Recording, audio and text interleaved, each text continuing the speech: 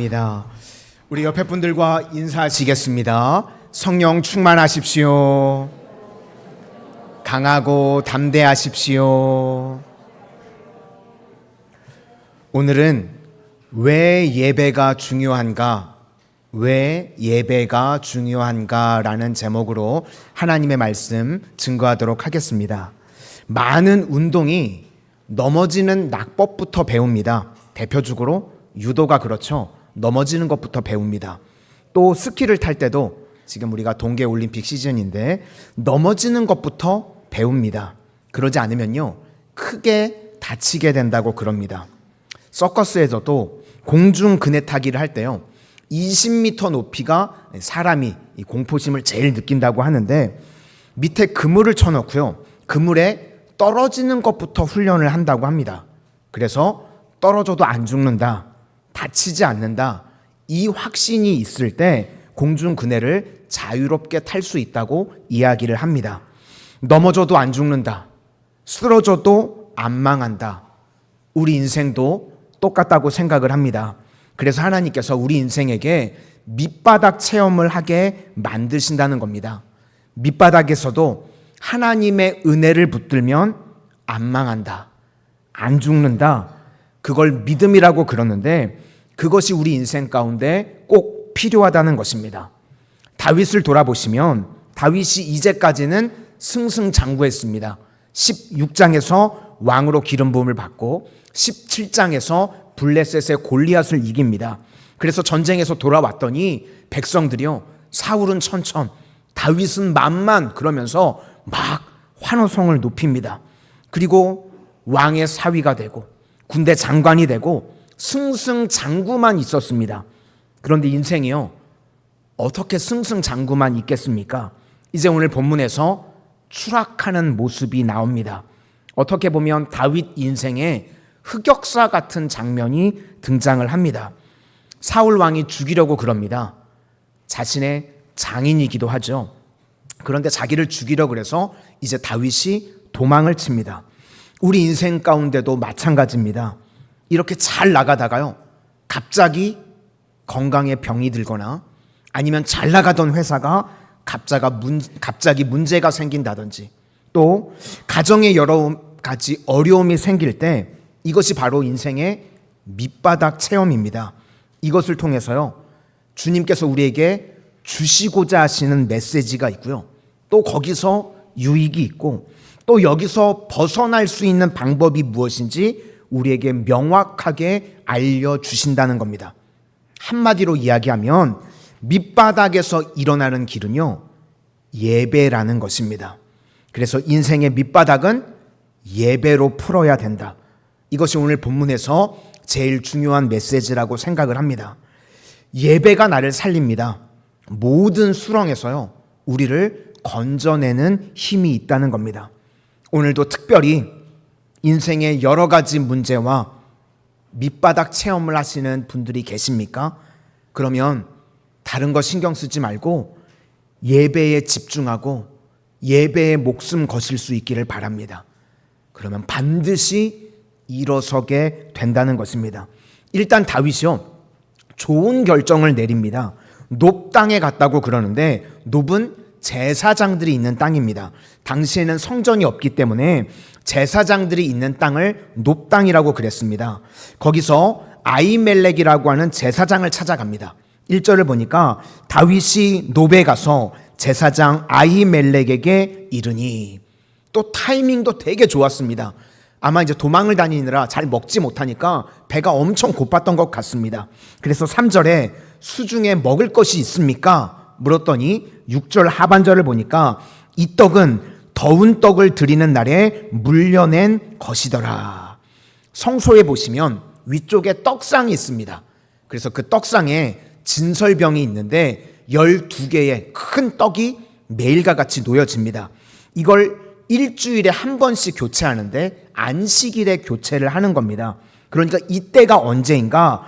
더운 떡을 올려드릴 때다. 떡을 교체하는 안식일이었다는 겁니다.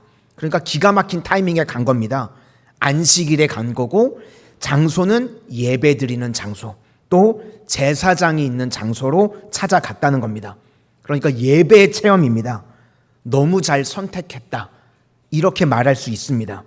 우리 인생도 마찬가지입니다. 밑바닥 체험을 할 때요, 문제를 만날 때 하나님을 가까이 하실 수 있기를 바랍니다. 두 종류의 인생이 있는데, 문제가 생기면요, 하나님께 가까이 가는 사람이 있습니다. 그럼 그 사람의 미래는 되는 겁니다. 그런데 문제가 생기면요, 자꾸 하나님과 멀어지는 사람이 있습니다. 문제가 생길 때 더 예배를 귀하게 여기고 안 보이던 사람도 예배 시간에 나타나고, 그럼 그 사람의 미래는 됩니다. 그런데 문제가 생겼다고요, 예배부터 빠지는 사람이 있습니다. 그래서 그분 안 보인다고 어디 갔냐 그러면 문제가 생겼답니다. 우리 성도님들은 어떠십니까? 문제가 생기면 예배에 오시는 쪽입니까? 아니면 문제가 생기면 예배에 안 오시는 쪽입니까? 안 오면요, 그 인생 망하는 인생이고, 오면 미래가 열린다는 겁니다. 그러니까 두 종류의 사람이 있다는 겁니다. 문제가 있을 때요, 나 오늘 예배 드릴 기분 아니야. 예배 드릴 기분은 혹시 따로 있나요? 그런 거 아닌데 예배 드릴 기분 아니야, 이러면서 예배 자리 떠나는 사람이 있는가 하면, 반대로 문제가 생길 때요, 의지하고 예배를 붙드는 사람이 있습니다. 이것이 차이를 만들어낸다는 겁니다. 그래서요, 무조건입니다. 밑바닥이 있을 때 예배가 답이다, 이건 마음에 꼭 새겨야 된다고 생각을 합니다. 예배 드리면 주님께서 우리에게 믿음을 주십니다. 요한복음 14장 1절을 보니까 너희는 마음에 근심하지 말라, 하나님을 믿으니 또 나를 믿으라. 그래서 예배는요, 믿음이 심겨지는 시간입니다. 그러면 근심을 다 이기게 된다는 겁니다. 이사야 43장 2절 말씀에 내가 물 가운데로 지날 때에 내가 너와 함께할 것이라, 강을 건널 때에 물이 너를 침몰하지 못할 것이며 내가 불 가운데로 지날 때에 타지도 아니할 것이요 불꽃이 너를 사르지도 못하리니. 이걸 언제 체험하는가? 예배 때 체험한다는 겁니다. 이 믿음과 확신이 있다 그러면요, 다 일어서게 된다는 것입니다. 우리가 예배를 드리면요, 하나님이 점점 커집니다. 그리고 예배를 드리면 문제는 점점 작아집니다. 그게 예배라는 것입니다. 그래서 예배가 우리를 살린다는 겁니다. 예배가 우리를 살린다 그러는데 그냥 막연한 것이 아니고요, 뭘 주는가? 믿음을 주는 겁니다. 에디슨이 했던 유명한 이야기인데, 천재는 1%의 영감과 99%의 노력으로 이루어진다. 다 아시는 이야기죠. 저는 어렸을 때요, 그렇게 교육을 받았습니다. 노력이 중요하고 땀 흘리는 것이 중요하다. 인생을 만드는 99%가 땀 흘리는 것이고 노력하는 거다. 그래서 노력이 중요하다고 그렇게 배웠습니다. 그런데 실제로 에디슨에게 물어봤다는 겁니다. 뭐가 더 중요합니까? 그랬더니 1%의 영감이 중요하다는 겁니다. 왜 그런가 하면 99%의 노력은요, 누구나가 할 수 있는 겁니다. 우리 중에 노력 못하는 사람이 누가 있습니까? 대충 사는 사람이요, 별로 없습니다.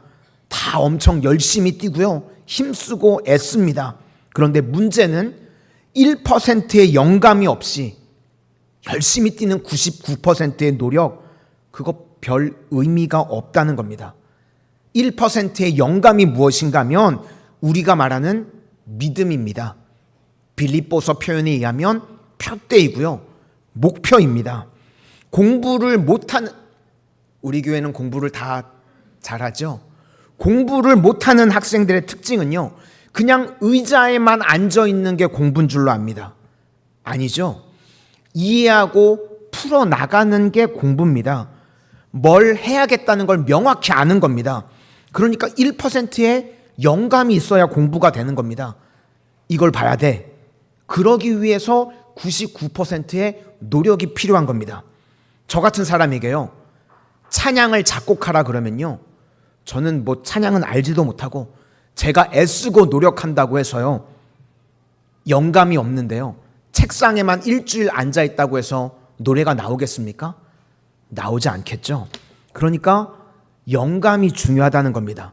그러면 예배 시간이 무엇인가? 우리에게요 영감을 주는 시간입니다.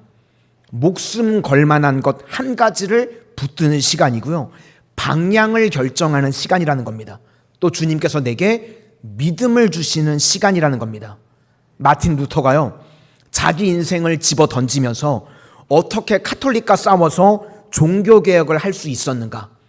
1%의 영감이었습니다. 오직 의인은 믿음으로 말미암아 살리라.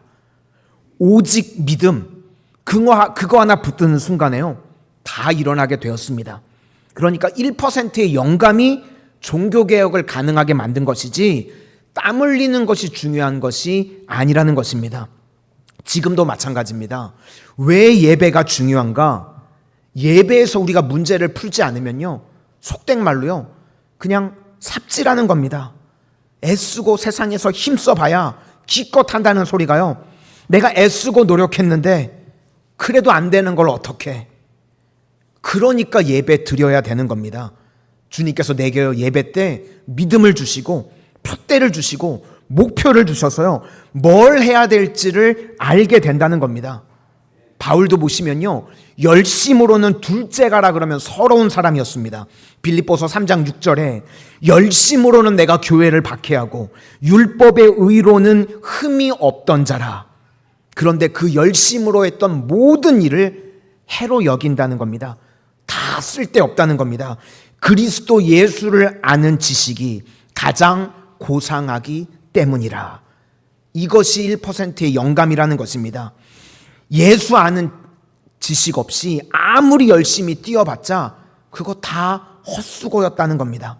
그래서 99%의 노력으로 이뤘던 것들 그거 내가 다 배설물로 여기고 이제는 표대를 향하여 그리스도 예수 안에서 부르심의 상을 위하여 달려간다는 겁니다.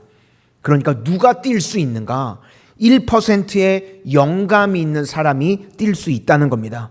우리가 예배를 드려야 영감이 생기고 믿음이 생깁니다.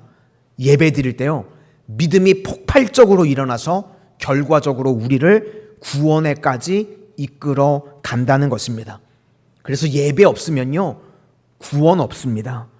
예배 없으면요 영감도 없습니다. 예배가 없으면 이거 진짜 삼류 인생입니다. 세상에 가서 그냥 허망하고 썩어질 것 위해서 뛰다가 끝나버리는 인생, 그런 인생 아무것도 아니라는 것입니다. 그래서 우리는요 예배가 중요합니다. 예배가 우리를 살리기도 하고 죽이기도 하고 우리를 영혼으로 이끌어가기도 하고 지옥으로 가게도 만든다는 것입니다. 예배가 그만큼 중요합니다. 그래서 예배에서 우리가 믿음이 심겨지는 시간이라는 겁니다. 또 하나는 예배에서 은혜를 체험하는 겁니다. 은혜를 신약에서 쉽게 표현한다 그러면요 불쌍히 여기는 겁니다. 스프랑크 니조마이. 주님께서 불쌍히 여기시면요 기적이 나타납니다. 우리는 은혜 없이는 살아갈 수가 없습니다. 수로보니게 여인의 딸이 귀신에 들렸습니다. 그래서 안타까운 마음으로 예수님께 고쳐달라고 찾아왔더니 예수님이요 냉정하게 말씀하십니다. 자녀들의 떡을 취하여 개들에게 주는 것이 마땅치 않다. 우리 성도님 중에 어떤 분이 아파가지고 저한테 기도 부탁을 해달라고 왔는데 제가 이렇게 말했으면 교회에 나만 할 성도님들이 안 계실 겁니다. 그죠? 다 떠나가겠죠. 예수님이요 개라는 거예요. 자녀들의 떡을 취해서 개들에게 주는 게 마땅치 않다. 그랬더니 이 수로보니게 여인이 뭐라고 이야기하는가? 주님 맞습니다. 그런데 개들도 주인의 상에서 떨어지는 부스러기를 먹습니다. 제게 부스러기의 은혜라도 주십시오. 그랬더니 예수님께서 내 믿음이 크도다. 내 소원대로 되리라. 딸이 그 즉시 고침을 받았습니다. 이것이 구원입니다.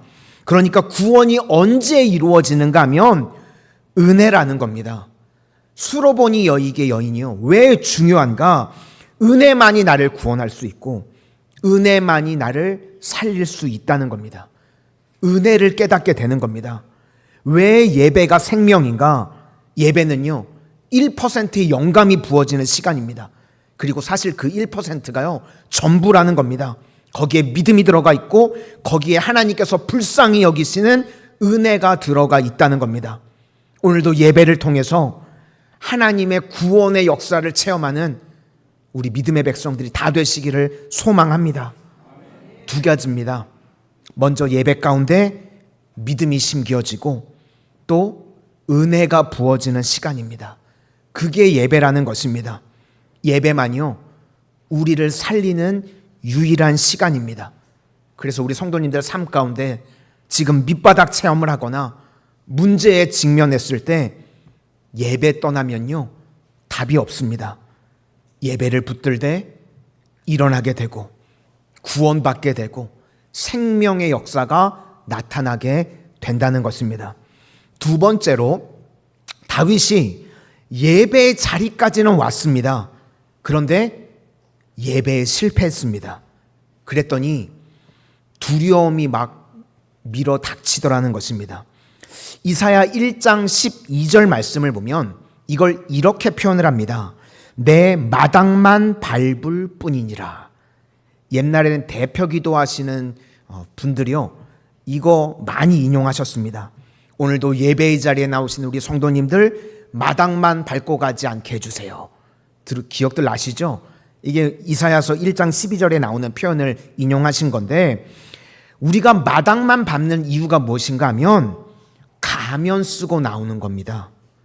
여기 지금 다윗의 예배드리는 모습을 보시면 계속해서 거짓말을 하고 있습니다. 1절을 보니까 제사장이 다윗을 보고 너 왜 혼자 왔니? 그랬더니 2절부터요 막 뻥을 칩니다. 왕이 마치 자기에게 무슨 비밀 사명을 맡긴 것처럼 막 이야기를 합니다. 거짓과 허세로 예배의 자리에 나온 겁니다. 우리는 예배의 자리에 나올 때요 어떤 모습으로 나와야 되는가? 내 모습 이대로 주 받으옵소서. 그냥 병자의 모습으로 죄인의 모습으로 연약하고 부족한 모습 있는 그대로 주님 앞에 나오는 겁니다.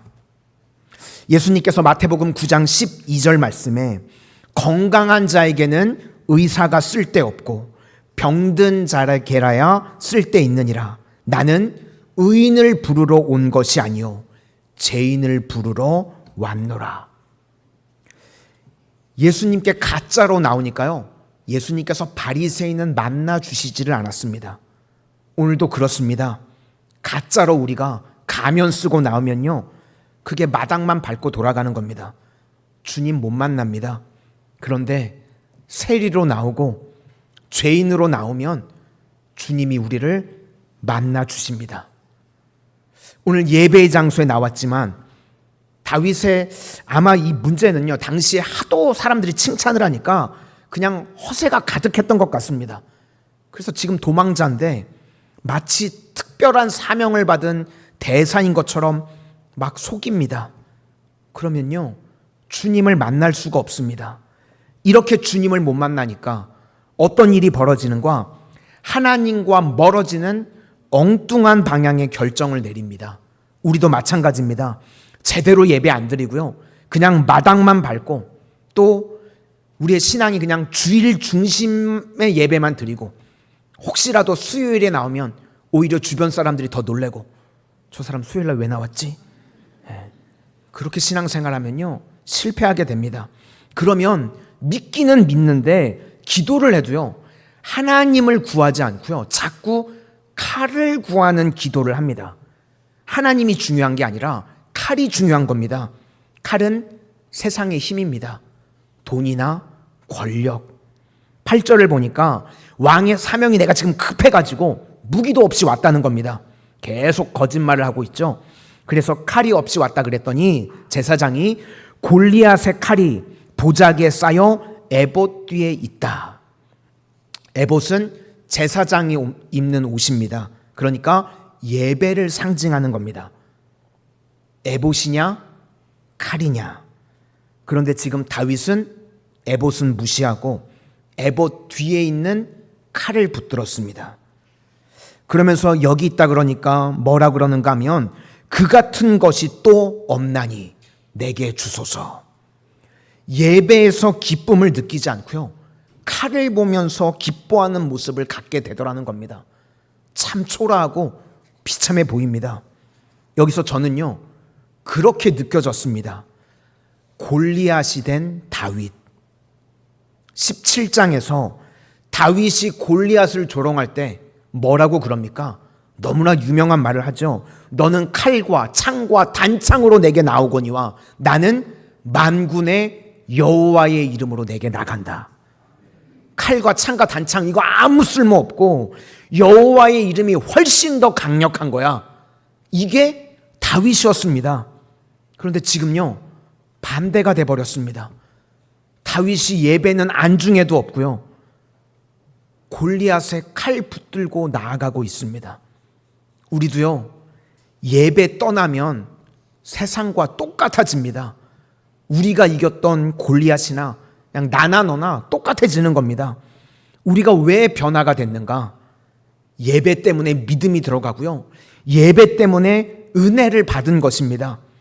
그래서 예배 떠나면 믿음도 없고요, 1%의 영감도 없고 은혜도 없고 그냥 골리앗과 똑같아지는 겁니다. 예배에 실패하니까 결국 다윗이 골리앗이 되는 겁니다. 칼이요 우리 인생의 두려움을 해결하지 못합니다. 그래서 우리도 자꾸만 돈이나 권력 같은 거 의지하시면요 내 인생의 두려움이 떠나지를 않습니다. 10절을 보니까 그날의 다윗이 사울을 두려워하여. 칼을 가졌는데 사울을 더 두려워합니다. 또 12절에 가드 왕 아기스를 심히 두려워하여. 희한하죠. 칼을 드니까 더 두려워지는 겁니다. 우리는요 칼 잡지 말고 예수님 붙들어야 됩니다. 믿으시기를 바랍니다. 예수님 잡아야 두려움이 사라지는 인생이 된다는 것입니다.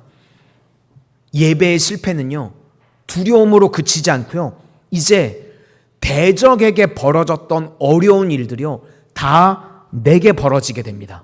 내가 어리석어지는 거예요. 원래는 대적이 어리석었는데 다윗을 보니까요 다윗이 진짜 어리석습니다. 이제는 하는 일마다 지혜도 없고요 총명도 없습니다. 그래서 예배 떠난 사람들 보시면요 결정 내리는 것, 판단하는 것, 행동하는 거 보시면 이상합니다. 바보짓 합니다.